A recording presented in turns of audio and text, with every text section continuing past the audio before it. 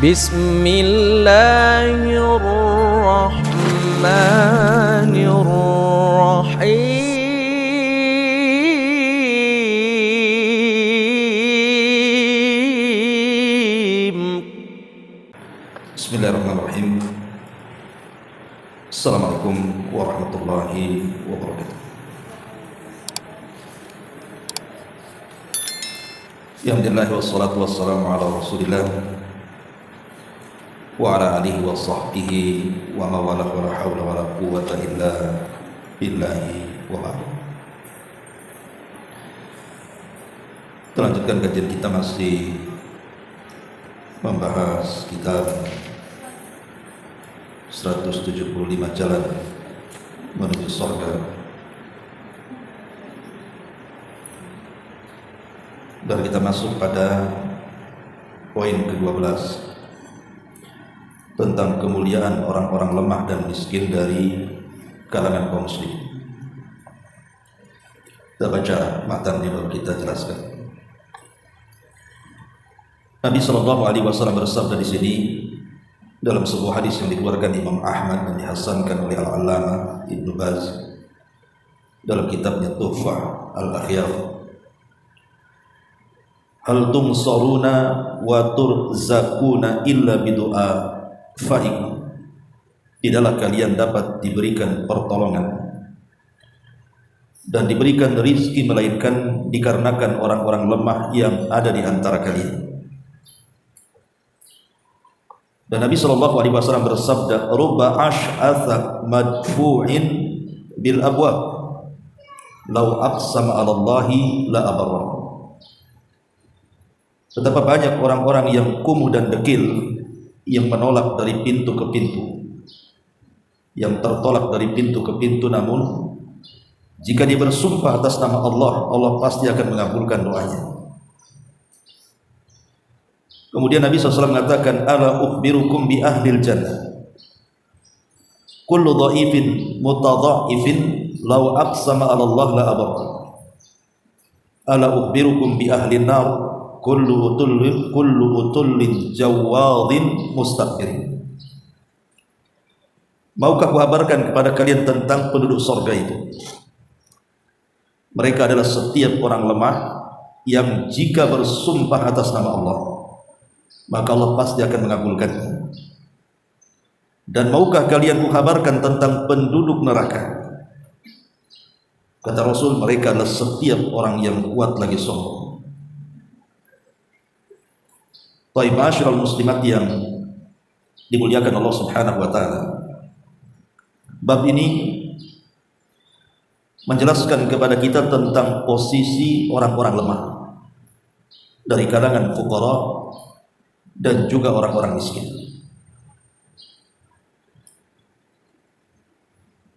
Banyak keutamaan sebenarnya yang Allah Subhanahu wa taala anugerahkan kepada para fuqara wal masakin ini. Jadi tidak perlu sedih kalau seandainya Allah Subhanahu wa taala takdirkan kemudian di antara kita ini boleh jadi serba kekurangan. Karena ada keutamaan besar di balik orang-orang fakir dan miskin ini. Sebut saja yang pertama, kita tahu bahwa dengan adanya orang miskin itu dan juga orang fakir, maka timbullah apa yang disebut dengan syariat zakat dan juga sedekah. Kalau tidak ada orang fakir, orang miskin, kemana kita akan bersedekah? Artinya dengan keberadaan mereka, kita bisa orang-orang yang diberikan harta itu mendulang pahala dengan cara bersedekah kepada mereka. Ini yang pertama. Jadi disyariatkannya zakat dan diwajibkannya terhadap orang kaya ini karena adanya orang-orang miskin dan juga para fuqara. Kemudian yang kedua, kebanyakan pengikut para nabi, pengikut para rasul, itu lebih banyak orang-orang fakir dibandingkan orang-orang kaya. Dan itu dialami oleh Nabi kita Muhammad SAW sendiri di permulaan dakwahnya. Hampir yang ikut seruan Rasul di permulaan dakwah itu rata-rata orang-orang susah, seperti Bilal ibn Rabah, kemudian juga Khabbab ibn Arab, Abdullah ibn Mas'ud, Zunairah, banyak, hampir semua. Dari zaman ke zaman diutusnya para nabi dan rasul, rata-rata para pengikut para nabi dan rasul itu kebanyakan orang-orang lemah dari kalangan fuqara wal masakin. Karena mereka lebih cenderung mudah untuk didakwahi dibandingkan orang-orang kaya. Bahkan sebaliknya, justru para penentang para nabi dan rasul itu kebanyakan dari orang-orang kaya. Ini yang kedua. Kemudian yang ketiga, di mana Allah Subhanahu wa taala memerintahkan kepada para nabi, termasuk nabi kita Muhammad sallallahu alaihi wasallam, untuk mencintai para fuqara wal masakin. Bahkan dijadikan satu amalan besar dalam Islam ketika kita ini mencintai mereka dengan cara menolong dan membantu hajat-hajat mereka.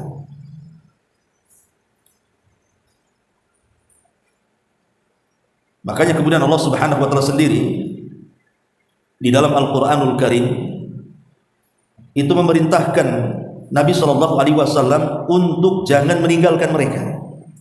Jadi Rasul itu diperintah Allah untuk senantiasa bermulazamah dengan orang-orang fakir dan miskin. Dan itu disebutkan di dalam Al-Qur'anul Karim. Di antaranya Allah Subhanahu wa taala mengatakan wasbir nafsaka ma'al ladzina yad'una rabbahum bil ghadati wal ashi yuriduna wajha wala ta'du aynaka anhum turidu zinatal hayatid dunya. Bersabarlah engkau wahai Muhammad bersama orang-orang yang mereka senantiasa berdoa kepada Rabb mereka di waktu pagi dan petang karena mengharap wajah Allah Subhanahu wa taala.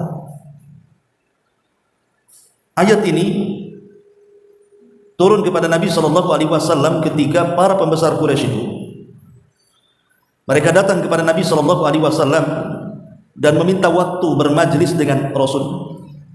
Tapi dengan catatan harus mengusir para sahabat-sahabat yang fakir-fakir itu, supaya yang terkesan bahwa agama Rasul itu hanya diikuti oleh para fuqara wal masakin. Turun ayat ini. Wasbir nafsaka ma'al ladzina yad'una rabbahum bil ghadati wal 'ashi. Bersabarlah wahai Muhammad bersama orang-orang yang berdoa kepada Rabb mereka di waktu pagi dan petang karena mengharap wajah Allah. Karena biasanya orang-orang fakir itu kalau mereka berdoa kepada Allah Azza wa Jalla lebih khusyuk dibandingkan orang-orang kaya. Ini yang ketiga. Yang keempat, di antara keistimewaannya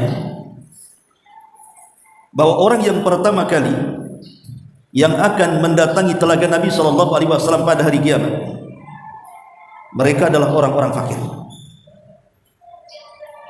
Dan itu disebutkan dalam hadis Nabi sallallahu alaihi wasallam, awal man yariduhu alayya fuqara'ul muhajirin, bahwa orang yang pertama kali akan mendatangiku di telagaku, kata Rasul, mereka adalah orang-orang fakir dari kalangan muhajirin.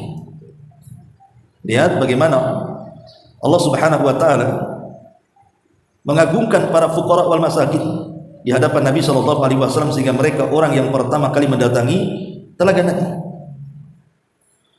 Kemudian yang kelima,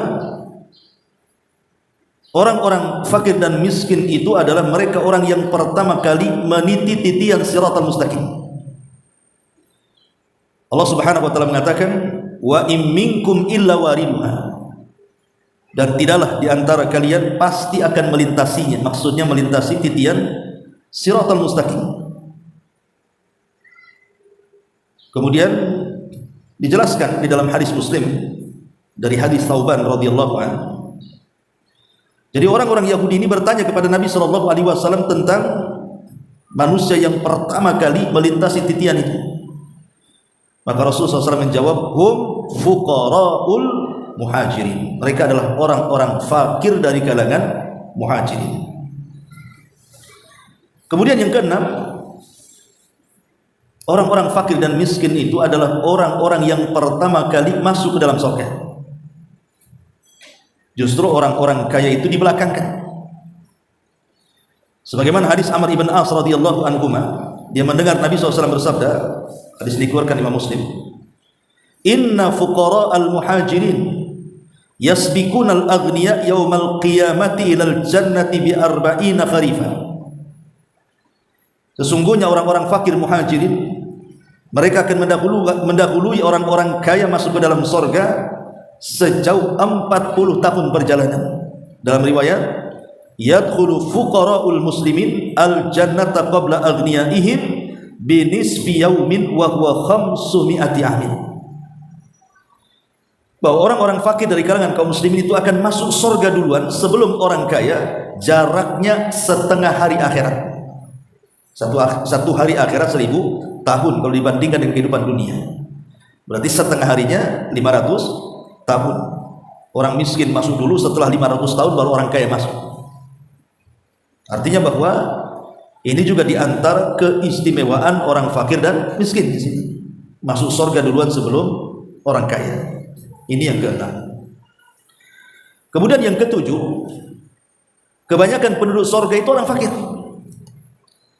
Kebanyakan penduduk surga itu orang fakir. Dan itu dijelaskan dalam hadis Usama radhiyallahu anhu. Nabi SAW bersabda, "Kumtu ala babil jannah." Aku pernah berdiri, kata Rasul, di pintu surga. Fakana ammatu man dakhalaha al-masakin. Kata Rasul, kebanyakan orang yang masuk surga itu dari kalangan orang-orang miskin. Lihat bagaimana keutamaan orang miskin. Kebanyakan penduduk surga itu kebanyakan dari kalangan mereka. Kemudian yang nomor 8, di antara kemuliaannya juga, di mana Nabi SAW menjelaskan dalam bab yang kita kaji di sini, bahwa pertolongan Allah Subhanahu wa taala dan rizki yang Allah anugerahkan kepada kita itu tidak lepas dari perannya orang-orang lemah. Makanya Rasul mengatakan, hal tungsaruna wa turzakuna illa bidu'aifikum, bidu'afaikum. Tidaklah kalian dapat ditolong oleh Allah Azza wa Jalla dan diberikan rizki melainkan karena ada orang-orang lemah di antara kalian. Kemudian yang nomor 9, Nabi mencela kepada orang-orang kaya ketika mereka membuat walimah yang diundang hanya sesama mereka saja, sementara orang-orang fakir tidak diundang. Sampai-sampai Rasul menyebutnya dengan seburuk-buruk makanan. Seburuk-buruk makanan walimah, kata Rasul, syarrut ta'ami ta'amul walimati yud'alahal aghniya wa yud'arakul fuqara, kata Rasul. Seburuk-buruk makanan adalah makanan yang terdapat dalam walimah yang hanya diundang di dalamnya orang kaya dan ditinggalkan orang fakir. Lihat di sini sampai Rasul mencela kepada orang-orang kaya yang menelantarkan orang-orang fakir dalam masalah undangan makan walimah saja. Sampai seperti itu, menunjukkan kemuliaan orang-orang fakir dalam Islam. Ma'asyiral muslimin, muslimat yang dimuliakan Allah Subhanahu wa taala. Bahkan boleh jadi sebab datangnya rizki kepada kita itu karena ada orang fakir di sekitar kita yang ibu tolong dia. Makanya ada 2 orang sahabat bersaudara, yang satu thalabul ilmi, yang satu pengusaha. Yang pengusaha ini setiap hari dia mendanai saudaranya yang sedang thalabul ilmi. Dia tidak bekerja, hanya belajar saja. Tapi lama-lama bosan juga, dia minta gantian. Dia yang bekerja, aku yang belajar, kan itu. Maka Nabi SAW mengatakan, sesungguhnya rizki yang Allah anugerahkan kepadamu itu disebabkan karena saudaramu yang thalabul ilmi itu, yang kau danai itu. Ma'asyiral muslimat yang dimuliakan Allah Azza wa Jalla, inilah 10 keutamaan orang-orang fakir dan orang miskin dalam Islam. Jadi jangan pernah sedih jadi orang fakir, dan jangan pernah sombong jadi orang kaya. Tapi walaupun demikian tentu ada adab, ada etika. Kalau kita ini merasa fakir, merasa miskin, maka harus ada adab-adab yang kita lakukan. Yang pertama, an-niyatu as-salihah. Tanamkan niat yang soleh, di mana Kalau seandainya orang fakir ini berangan-angan atau bercita-cita ingin kaya, maka bercita-citalah kalau dia kaya, dia bisa menyumbangkan kekayaannya di jalan Allah Subhanahu wa taala. Tapi kebanyakan justru niatnya saja sudah kaya, tak nyumbang pula dia. Seperti Qarun. Kan banyak orang-orang yang menghayal kalau saya punya harta, seolah-olah dia bisa menguasai harta, sehingga dia bisa kemudian membelanjakan harta itu sesuai kehendaknya ke tempat-tempat yang berpahala. Tapi setelah Allah takdirkan dia kaya, bukan dia yang menguasai harta, harta yang menguasai dia. Dan kalau sudah harta yang menguasai dia, maka Allah mengatakan kalla innal insana la yatgha an ra'ahu istaghna. Manusia itu mudah melampaui batas ketika kekayaan menguasainya, akhirnya jadi bakhil. Kemudian yang kedua, husnul tawakkul ala Allah. Kalau kita ini menjadi orang fakir dan miskin, maka kuatkan tawakal kita kepada Allah Subhanahu wa taala, karena kefakiran ini ujian. Sebagaimana juga kekayaan juga ujian. Dua-duanya kan ujian. Wa nabluukum bisyarri wal khairi fitnah, kata Allah. Kami akan uji kalian dengan yang baik dan yang buruk. Di antaranya ujian adalah dengan kefakiran dan kekayaan. Baik orang fakir diuji dengan kefakirannya, orang kaya pun diuji dengan kekayaannya. Bahkan lebih berat orang kaya lagi ujiannya itu. Kenapa? Karena di tangannya ada sarana maksiat. Kalau dia punya uang, dia bisa apa saja. Dia bisa berzina dengan uangnya, dia bisa minum khamar dengan uangnya, dia bisa narkoba dengan uangnya, dia bisa bayar orang untuk menyakiti dengan uangnya, dia bisa datang ke dukun untuk menyantet orang yang menyakiti, dan begitu seterusnya. Tapi kefakiran juga sama. Banyak orang-orang yang terfitnah gara-gara dia fakir miskin, kebutuhannya kurang dan tidak cukup, akhirnya melakukan kriminal, mencuri, merampok, dan begitu seterusnya. Itu juga ujian dua-duanya kan. Tapi kalau dia bersyukur dan tawakal kepada Allah Subhanahu wa taala, tentu dia akan menjadi orang yang beruntung. Karena dia akan berpikir, kenapa Allah tidak membuat dia kaya? Sebab kalau dia kaya bisa saja jadi Qarun, tidak jadi Sulaiman. Ini yang kedua, tanamkan tawakal. Tawakal yang kuat kepada Allah Subhanahu wa taala. Kemudian yang ketiga, ar-ridha bima qasama Allah. Kalau kita merasa fakir dan miskin, cobalah kita qanaah supaya tenang, tidak kepikiran kefakiran dan kemiskinannya. Qanaah itu artinya redha dengan pemberian Allah, sedikit ataupun banyak. Maka sefakir apapun manusia, kalau dia redha dengan takdir Allah, dengan pemberian Allah Subhanahu wa taala, saya yakin gak akan ngeluh. Yang mengeluh itu karena kurang yakin dengan takdir Allah. Jangankan orang fakir, orang kaya saja bisa ngeluh. Maka redhalah dengan pemberian Allah Subhanahu wa taala. Karena sebenarnya kalau seandainya orang fakir dari segi harta itu redha dengan pemberian, hakikatnya dia orang paling kaya sebenarnya. Karena hakikat kekayaan itu adalah kaya hati kan, bukan kaya harta. Karena betapa banyak orang yang kaya harta tidak merasa tenang hidupnya, dan betapa banyak orang yang kaya hati tenang pula hidupnya walaupun dia fakir secara harta. Ini yang kedua. Yang ketiga, yang keempat, kalau kita merasa fakir itu, la tangdur ila man huwa fawqa, jangan kau lihat kepada orang yang di atas kita, sebab itu akan menyakitkan. Orang kalau sudah tahu susah, fakir, miskin, yang dilihat sinetron-sinetron yang ditayangkan di kota-kota besar, yang rumahnya mewah-mewah, tingkat-tingkat gitu, mobilnya megah-megah, perhiasannya nempel semua di badannya. Akhirnya apa? Protes dia. Protes kepada takdir, bahkan protes kepada Allah Azza wa Jalla.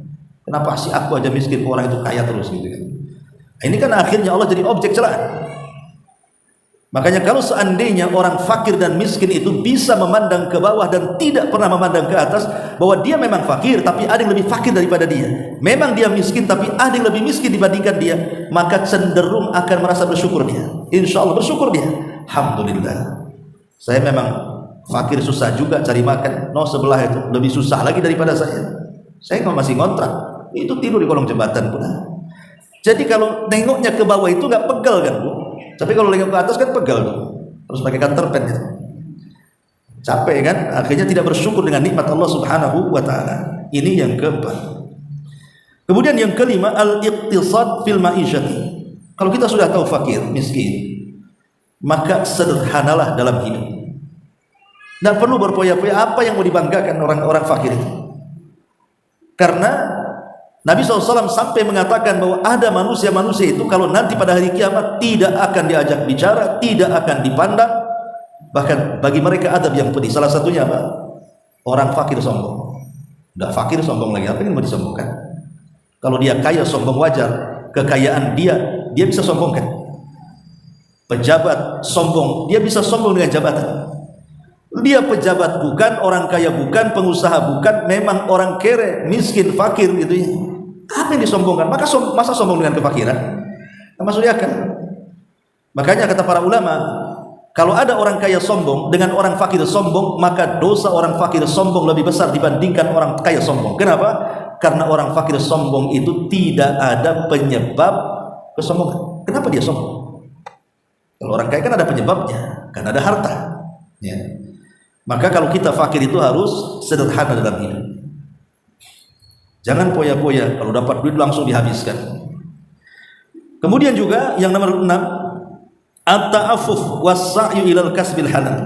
Kalau kita merasa fakir, merasa miskin, kalau bisa itu jaga kehormatan. Jangan sampai meminta-minta. Karena alasan orang-orang yang meminta-minta itu salah satunya karena kefakiran kan. Ya memang boleh. Dalam tempo-tempo tertentu itu orang boleh meminta-minta, tetapi bukan berarti dijadikan segalanya, dijadikan pekerjaan dia meminta-minta, itu tak boleh. Karena meminta-minta yang dibolehkan itu hanya sekedarnya saja untuk memenuhi kebutuhan perutnya saja. Kalau sudah punya pekerjaan, tak boleh lagi minta-minta. Itu pun harus disaksikan orang-orang yang adil bahwa memang si fulan itu miskin, harus disaksikan orang. Yang menyaksikannya memang orang dipercaya gitu ya, bukan settingan. Jadi orang, kalau kita tahu kita ini fakir miskin, maka cobalah menjaga kehormatan untuk tidak meminta-minta dan biasakan bekerja keras untuk mencari yang halal bagi hidupnya. Ini yang keenam. Kemudian yang ketujuh, banyak berdoa supaya bisa istiqomah. Banyak istighfar supaya tidak terjerumus kepada dosa. Jadi yang dilakukan orang fakir pertama, banyak berdoa supaya istiqomah dan banyak istighfar supaya jangan masuk ke kubangan dosa. Karena biasanya kalau fakir itu sampai kemudian melilit kehidupannya, tak jarang orang-orang fakir ini akhirnya meninggalkan kewajiban. Dia tidak sholat, alasannya apa? Capek kerja, untuk makan besok aja apa yang mau dimakan gitu. Padahal sholat itu tidak menghalangi rezeki sebenarnya. Tapi itulah bentuk bahwa kefakiran itu kalau tidak disyukuri dan berdoa kepada Allah, akhirnya jadi satu kekufuran. Dan juga banyak-banyak istighfar. Karena biasanya kriminal-kriminal yang terjadi dari perampokan, gosok, pencopetan dan yang lain sebagainya, itu dilakukan orang fakir itu. Makanya kalau banyak istighfar kan benar-benar dijauhkan dari perkara-perkara dosa. Kemudian yang nomor 8, at-tasabbur bini amil jannah. Kefakiran di dunia ini tidak akan selamanya. Sampai kapan orang itu fakir? Kalau sudah mati nggak fakir lagi kan? Jadi ada batasnya kefakiran itu. Karena dengan kematiannya berakhirlah kefakiran dia. Maka harus dipahami bahwa kehidupan dunia ini adalah fana. Satu hari dunia meninggalkan kita atau kita meninggalkan dunia. Dan kehidupan yang sesungguhnya bukan kehidupan akhirat, tapi kehidupan sorga. Dan ingat bahwa seperit apapun manusia hidup di dunia karena kefakiran dan kemiskinan, kalau dicelupkan satu kali ke sorga, itu sudah menghilangkan memori kefakirannya. Semuanya dihilangkan, seolah-olah dia tidak pernah fakir lagi. Kalau dicelupkan satu kali loh ke sorga, macam mana kalau mendiami sorga? Maka ini juga harus dipahami bahwa kefakiran itu ada batas usianya.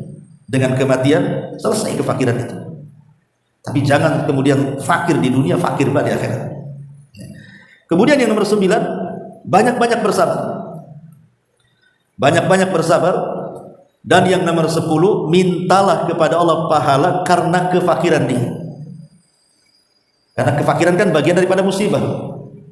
Dan orang yang tertimpa musibah itu harus banyak-banyak istirja, innalillahi wa inna ilaihi rajiun, dan minta pahala kepada Allah akan musibah yang menimpanya. Allahumma hjurni fi musibati, kata Allah kepada Ummu Salamah, katakan wahai Ummu Salamah, berilah pahala ya Rabb akan musibah yang menimpa. Dan kefakiran itu salah satu musibah yang harus kita sabari. Dan yang terakhir tentu harus lebih ikhlas lagi. Lah inilah diantara adab-adab kalau kita menjadi orang fakir. Baik.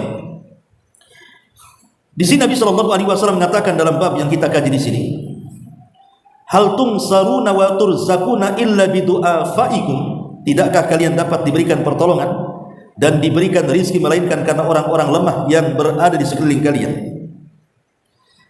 Ma'asyiral muslimat yang dimuliakan Allah Subhanahu wa taala. Sebenarnya hadis ini ada asbab nuzulnya.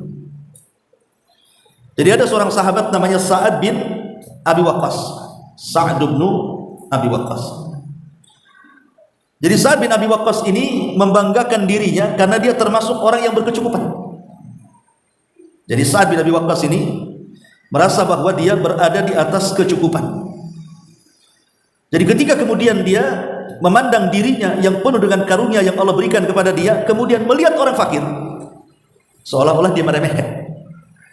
Seolah-olah bahasanya begini, ibu kaya gitu ya, kemudian punya tetangga fakir. Jadi ibu kalau mandang mereka itu seolah-olah meremehkan, nggak mempedulikan, dan itu banyak seperti itu.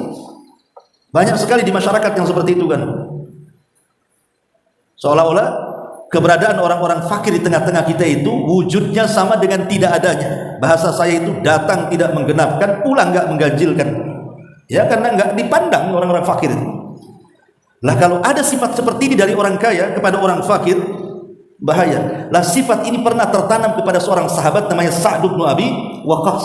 Dia merasa dirinya itu diberikan karunia oleh Allah Azza wa Jalla, sementara dia memandang rendah orang lain. Maka Rasul mengingatkan dengan hadis ini dan mengatakan, wahai Sa'ad, inna hal tunsuruna wa turzakuna illa bidu'afaikum. Ingat wahai Sa'ad, kalian ditolong dan kalian diberikan rezeki itu karena orang-orang lemah itu. Ya. Maksudnya ditolong apa? Dalam jihad. Di mana orang-orang kuat dalam berjihad, maka mereka diberikan oleh Allah Subhanahu wa taala kekuatan fisik. Sehingga dengan sebab itulah menang peperangan. Tapi kekuatan fisik itu bukan penentu kemenangan. Harus ada kekuatan yang lain yang menjadikan Allah menangkan. Apa itu? Doanya para fuqara wal masakin. Doa mereka itulah yang menjadikan menang. Makanya kemudian di peperangan Nabi Shallallahu Alaihi Wasallam jumlah itu tidak ada masalah. Betapa banyak jumlah kaum muslimin itu sedikit sekali, sementara jumlah musuh itu banyak sekali kan. Tapi kenapa dimenangkan dalam peperangan? Karena didorong dengan doa-doanya orang-orang fakir, dan doanya orang fakir itu lebih tulus, lebih ikhlas, lebih khusyuk. Dengan sebab itulah Allah tolong, kam min fi'atin qalilatin ghalabat fi'atan katsiratan biidznillah. Berapa banyak kelompok yang sedikit mengalahkan kelompok yang besar karena izin dari Allah Subhanahu wa taala. Hal tungsaruna wa turzakun. Begitu juga kalian diberikan rezeki. Itu karena ada orang-orang lemah di sekitar kita. Makanya kenapa Islam itu sangat memerintahkan kita untuk menyayangi mereka. Karena sebab turunnya rezeki Allah Subhanahu wa taala itu salah satunya karena ada orang-orang fakir di sekitar kita. Makanya Bu, kalau ada orang fakir di sekitar orang-orang kaya, jangan diusir. Justru keberadaan mereka itu yang membawa rezeki kepada orang-orang kaya. Sekarang kalau semua manusia kaya, tidak ada orang fakir, macam mana ibu akan bekerja, bangun rumah, cari tukang? Nggak ada tukang, semua kaya, nggak jadi-jadilah rumah tuh. Cari pembantu, tak ada pembantu, semua orang kaya. Susah hidup ini jadinya. Ibu punya toko, nggak ada pelayannya, karena semua orang kaya ibu layani sendiri. Cuman akan maju tokonya. Makanya saya lihat usaha-usaha itu kalau sudah dipegang sendiri, nggak percaya dengan orang itu, rata-rata nggak maju tuh, jalan di tempat dia saja. Ya. Nah, dengan keberadaan orang fakir itulah menjadikan akhirnya rizki semakin luas, apalagi dengan sedekah dan bantuan kita kepada mereka. Sebenarnya sedekah itu bukan orang fakir yang berhajat kepada kita, tapi kita yang berhajat kepada mereka. Itu yang ditanamkan. Sebab kalau seandainya kemudian pemikiran yang ditanamkan dalam kepala kita ini bahwa mereka yang berhajat kepada kita, kepada uang kita, kepada harta kita, maka timbul kesombongan. dan timbul ketidakikhlasan, itu yang menjadikan barokah harta hilang. Tapi kalau yang ditanamkan itu sebenarnya, saya berterima kasih kalau ibu kasih sedekah nih, kemudian orang fakir mendoakan kita, ibu bisa jawab, sebenarnya saya yang butuh kamu, sebab kalau tidak ada kamu, kemanakan sedekah ini? Dengan sedekah itulah artinya harta kita bertambah, karena Rasul yang mengatakan ma naqasa min mali sadaqati bal yazdad kata Rasul. Tidak akan berkurang harta yang disedekahkan, bahkan akan bertambah dan bertambah kata Rasul. 3 kali Rasul mengatakan seperti itu. Ma'asyiral muslimin wal muslimat yang dimuliakan Allah Azza wa Jalla. Jadi sebab rizki pun karena mereka.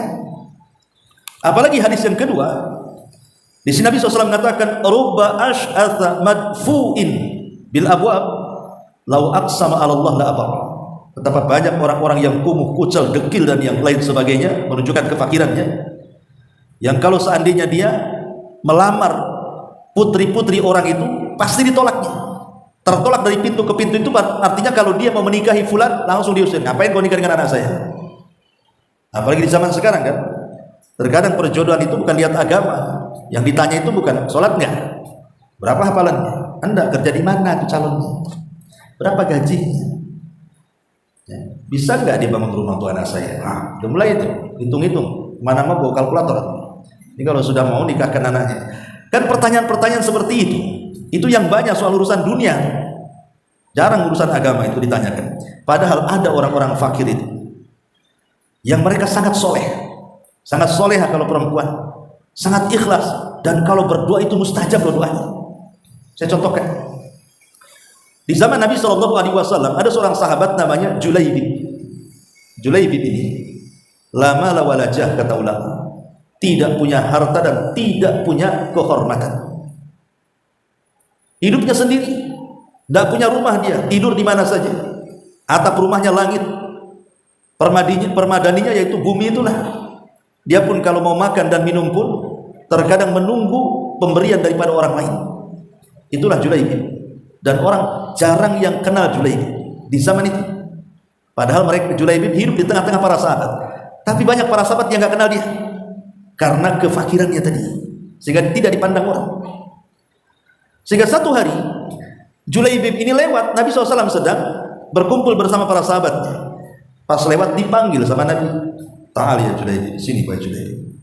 Kata Julaibib, labbaika ya Rasulullah, aku penuhi panggilan wahai Rasul. Ada apa wahai Rasul? Kata Rasulullah, hala tatasawwaj. Julaibib, maukah kau menikah? Kata Julaibib, ya Rasulullah, wanita mana yang mau menikah dengan?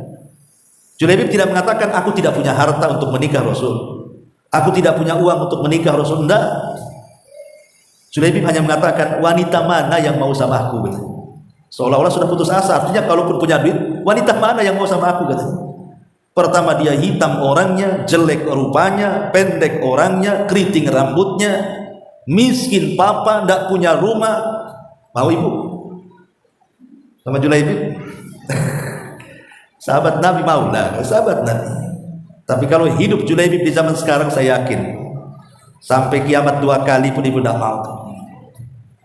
Dan jelek, miskin lagi, banyak utang lagi. Balik ke kisah. Jadi Nabi SAW akhirnya bertanya, wahai Julaibib, maukah kau menikah? Kata Julaibib, wanita mana yang mau menikahi denganku wahai Rasul? Maka Julaibib pergi.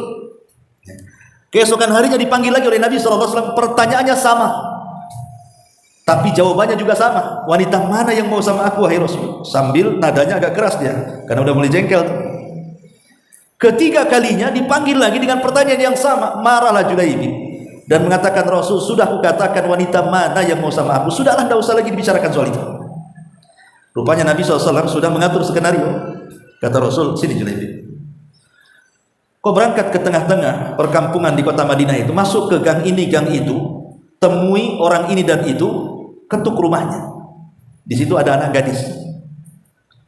Setelah engkau berjumpa dengan pemilik rumah itu dan bapak dari anak gadis itu, sampaikan kepadanya, inni rasulillah, saya adalah utusan Rasulullah. Kata Rasul, nikahkan putrimu denganku. Nah, itu saja. Maka Julaibib pun sesuai dengan arahan Rasul. Ditemuilah rumah yang dimaksud Nabi, diketuk pintunya, Dibuka pintunya, tuan rumah ini kaget. Ngapain lu Julaibib di sini? Kata Julaibib, saya ini utusan delegasi Nabi ke sini. Kata Nabi, jawiz ibnataka alayya, nikahkan putrimu denganku. Itu the point. Nikahkan putrimu denganku. Ini perintah Nabi. Bapaknya mengatakan, Julaibib, apakah ada yang lain ya? Abu Bakar ke Umar, Utsman, kau pula datang ke sini gitu. Tapi Julaibib mengatakan, tapi aku utusan Nabi. Akhirnya kemudian kata bapak ini, ya tunggu dulu lah, saya harus musyawarah dulu dengan istri saya. Dipanggilnya istrinya. Pas tengok Julaibib, sama juga, ngapain kok Julaibib di sini gitu. Kemudian suaminya ngomong sama istrinya, ini Julaibib ngaku-ngaku utusan Nabi, minta anak kita dinikahi dia. Kata istrinya, oh enggak bisa. Apa tidak ada orang lain selain Julaibib? Katanya. Menolak dua-duanya. Tapi di luar perkiraan dua orang tua ini, anak gadisnya itu ada di kamar mendengarkan dialog antara Julaibib dengan dua orang tuanya itu. Keluar anak putrinya, tiba-tiba marah sama orang tuanya dan mengatakan, ataruddani Rasulillah. Kenapa kalian menolak kunjungan utusan Rasul sallallahu alaihi wasallam? Kalau ini perintah Nabi, nikahkan aku dengan dia, kata. Yang mau pula putrinya. Akhirnya apa? Nikahlah Julaibib dengan wanita ini. Di malam pertama, belum lagi Julaibib itu menyentuh istrinya, tiba-tiba kemudian Nabi SAW mengutus orang untuk berteriak bahwa pasukan perang sudah siap berangkat. Ya khailallahi irkabu, wahai kuda-kuda Allah, bersiaplah kalian, kita akan tempur. Berita ini menyebar di Madinah sampai ke telinga Julaibib bahwa Rasul sedang mempersiapkan pasukan. Maka dia izin kepada istrinya dan mengatakan, wahai istriku, tentu panggilan Rasul lebih utama dibandingkan panggilan malam ini. Akhirnya dia izin dan istrinya mengizinkannya, berangkat perang dia. Allah takdirkan setelah terjadi peperangan dan Allah menangkan peperangan itu, maka Rasul SAW mengumpulkan para sahabat yang masih selamat dan yang meninggal syahid. Kemudian kata Rasul, sudah lengkap kalian? Maka sahabat yang lain, sudah wahai Rasul. Kata Rasul, tidak, masih kurang satu. Sahabat tidak tahu loh Julaibib. Disangkanya Julaibib tidak ikut peperangan. Sampai ketika perang aja sahabat gak kenal dia. Kata Rasul, masih kurang satu. Kata sahabat, siapa wahai Rasul? Julaibib. Mana Julaibib? Akhirnya dicari-cari Julaibib, rupanya dia mati syahid dan di sekitarnya 7 orang musyrik dibunuh dia, terakhir dia yang mati syahid. Dan 1 orang membunuh 7 orang itu sebuah kemenangan dalam peperangan kan itu. Karena bagaimanapun kan harga tentara beda dengan harga warga sipil kan itu. Ibaratnya 1 tentara itu bisa mewakili sekian puluh warga sipil masalahnya. Jadi dengan membunuh 7 orang terakhir dengan mati syahid itu kemuliaan dalam jihad. Maka Nabi SAW langsung datang, kemudian Rasul duduk, kepalanya Julaibib diangkat ke paha Nabi, kemudian Rasul pun berdoa kepada Allah. Dan di akhir doanya dia mengatakan, ya Rabb, Julaibibu minni wa ana min. Julaibib itu bagian daripada aku dan aku bagian daripada dirinya. Lihat kemuliaan kan? Jadi di sini tidak mesti kemudian yang penampilannya compang-camping, kuel dan begitu seterusnya, yang nampaknya itu ya tidak pandai dandan. Lain kalau punya uang itu kan glowing ya, karena ada duit ya kan. Tapi kalau orang susah itu kadang-kadang nggak terawat. Tapi siapa yang menyangka bahwa di antara orang-orang miskin itu, di antara mereka ada yang rajin tahajud yang kita tidak tahu, rajin baca Quran di dalam rumahnya kita tidak tahu, rajin zikir kita tidak tahu, rajin beramal yang kita tidak punya amalan seperti dia, kita tidak tahu kan itu. Lah boleh jadi ada orang-orang miskin yang ditolak di mana-mana apabila meminta, tapi kalau sudah berdoa karena keikhlasannya, bisa saja Allah kabulkan doanya. Jadi jangan pernah remehkan orang-orang fakir, orang-orang miskin. Bahkan di sini dengan tegas Rasul mengatakan di antara penduduk surga itu adalah setiap orang lemah dan miskin. Tadi saya sudah jelaskan keutamaannya bahwa kebanyakan penduduk surga adalah fuqara al-muslimin, orang-orang fakir dari kalangan kaum muslimin. Wallahu a'lam bishawab. Ini yang bisa saya sampaikan. Tapi sebelum saya tutup, silakan kalau ada yang bertanya.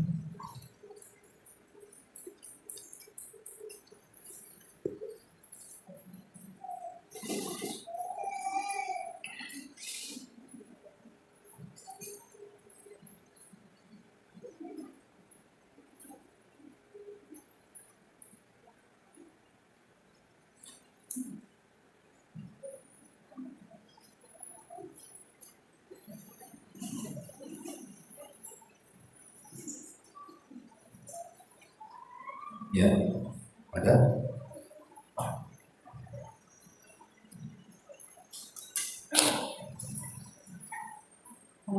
Ustaz, Ya. menurut kalau kan urutan bersedekah itu orang tua lalu kerabat ya Ustaz. Nah, jika misalnya sedekah ini dibutuhkan kerabat, tetapi kerabat ini tidak menjalankan kewajibannya sebagai seorang muslim, tetapi ada juga orang lain yang bukan kerabat dan kita tahu dia juga membutuhkan. Ini yang mana yang lebih utama untuk diberikan? Gitu, Ustaz. Iya. Alhamdulillah. Membantu kerabat dengan harta yang kita berikan kepada mereka. Harta itu terkadang ada yang bersifat zakat, ada yang bersifat sedekah. Itu dibedakan. Kalau yang bersifat zakat berarti harta yang dikeluarkan adalah harta kotor, karena fungsi zakat itu membersihkan harta. Berarti ketika 2,5% kita keluarkan dari harta kita, berarti yang 2,5% itu dianggap harta kotor. Dengan keluarnya 2,5% berarti bersihlah harta kita. Sebagian ulama mengatakan sebaiknya kalau itu bentuknya zakat, apakah zakat fitrah, zakat mal atau zakat-zakat yang lainnya, jangan disedekahkan kepada keluarga, kerabat atau orang terdekat kita dalam keluarga. Karena itu harta kotor masalahnya. Masa kita kasih harta kotor? Kasihkan saja kepada orang yang tidak ada hubungan dengan kerabat. Tetapi kalau sifatnya sedekah, sedekah itu kan karena kerelaan, bukan karena kewajiban. Kalau zakat kan kewajiban, harus dikeluarkan kan itu. Tapi sedekah ini karena kerelaan. Lah kerelaan inilah dia bukan harta kotor, karena kerelaan kita. Maka kalau yang dimaksud dengan sedekah, maka silakan kita bantu dengan sedekah kita kepada kerabat kita, dan nilai sedekah itu terkadang bisa lebih tinggi dibandingkan zakat, karena zakat itu kan ditentukan 2,5% aja kan paling banyak, tapi sedekah itu kan tidak dibatasi dan bisa dilakukan setiap hari, setiap pekan, setiap bulan. Kalau zakat kan nunggu setahun baru dikeluarkan kalau sudah nasab dan haulnya itu terpenuhi. Tapi sebagian para ulama mengatakan ada orang-orang yang tidak layak mendapatkan zakat dari kalangan fuqara wal masakin. Salah satunya adalah ketika mereka meninggalkan kewajiban, seperti mereka tidak sholat. Umpamanya dia miskin, memang miskin, kasihan dia nengoknya, tapi lebih kasihan lagi dia tak sholat. Maka sebaiknya walaupun dia miskin, tapi kalau tidak sholat maka tidak berhak dia dapat zakat, dan tidak perlu juga disedekahi. Kenapa demikian? Karena meninggalkan sholat itu bisa kufur. Apalagi dikenal bahwa dia tidak pernah sholat sama sekali kan. Maka ulama jelas-jelas mengatakan barang siapa yang banyak meninggalkan sholat saja, dia sholat tapi lebih banyak meninggalkannya, itu kafir secara ijma. Apalagi yang kemudian sama sekali tidak sholat kan.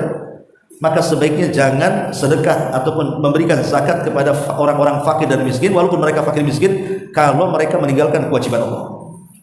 Masih banyak orang miskin yang rajin sholat, yang rajin melaksanakan kewajiban Allah, berikan kepada mereka. Ya. Kemudian sekarang pertanyaan yang ibu tanyakan, ini satu sisi kita memberikan kerabat, tapi tadi tidak melaksanakan hak seorang muslim. Ya, hak seorang muslim itu maksudnya apa? Maksudnya apakah dia, kan hak seorang muslim kan dalam riwayat ada 5, dalam riwayat ada 6 kan itu. Maksudnya hak seorang muslim di sini apa maksudnya? Apa tidak sholat?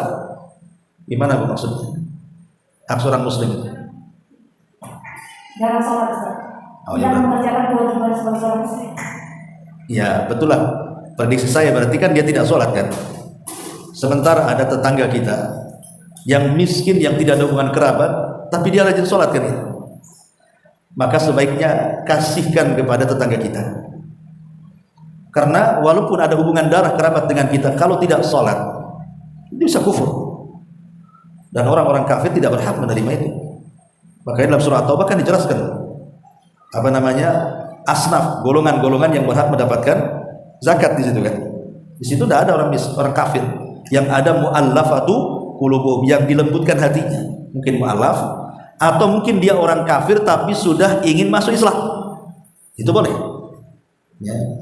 Tapi sebagai pelajaran, ibu boleh bantu, tapi kasihlah syarat. Saya kasih bantu, tapi kau sholat. Nah boleh. Pancing aja kayak gitu. Saya bantu kamu, tapi mau nggak kamu sholat? Sholat duhur 5.000, sholat asar 10.000, dihargai. Ya, mudah-mudahan dia sholat, tapi sebaiknya tidak usah bersedekah kepada yang tidak sholat. Karena yang kerabat yang lain yang sholat, kalau yang masih sholat masih ada, kasihlah sama dia.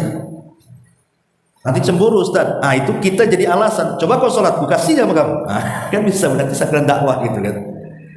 Mudah-mudahan dengan seperti itu jadi dia mau sholat kan. Walaupun mungkin awalnya mengharap kiriman itu, tapi proses terkadang niat karena dunia itu bisa beralih lama-lama karena Allah itu biasanya. Wallahu a'lam.